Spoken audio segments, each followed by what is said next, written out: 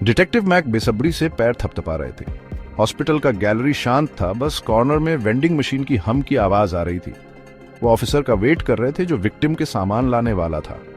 Hospital में murder, ये बहुत ही खराब बात थी। ये लीजिए डिटेक्टिव, उसने धीमी आवाज में कहा। फाइनली वर्दी वाला एक जवान आदमी आया।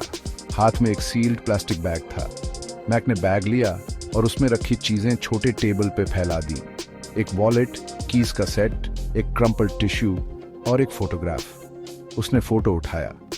एक जवान औरत उसमें मुस्कुरा रही थी, आंखों में शरारत थी, लेकिन उसकी रिस्ट पे बने टैटू ने मैक की धड़कनें तेज कर दी। ये एक अजीब डिजाइन था, एक सर्पेंट, सोर्ड के चारों ओर लिपटा हुआ। ये उसने पहले भी कहीं देखा था।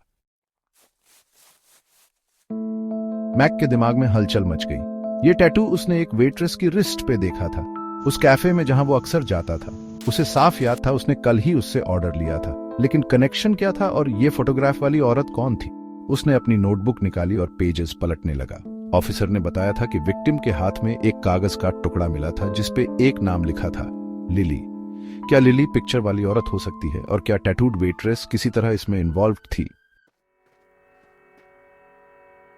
मैक स्टेशन वापस भागा। उसके दिमाग में सवाल घूम रहे थे। उसने अपने कॉलीग रायन को फाइल्स के ढेर पर झुका हुआ पाया।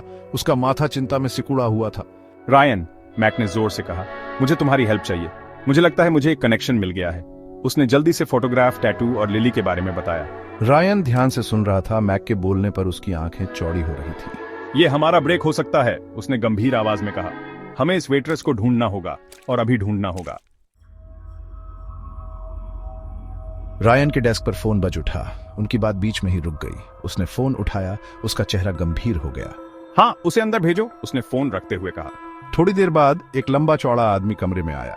उसने शार्प सूट पहना हुआ था। उसके चेहरे पर चिंता साफ दिख रही थी।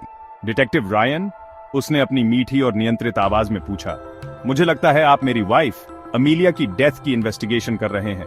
मैक और रायन ने एक दूसरे को देखा। ये अमीलिया का हस्बैंड था, लेकिन इस सब में उसका क्या रोल था और क्या वो उन्हें लिली और उस रहस्यमयी वेट्रेस तक ले जा सकता था? मैक को लग रहा था कि ये केस अभी खत्म नहीं हुआ था।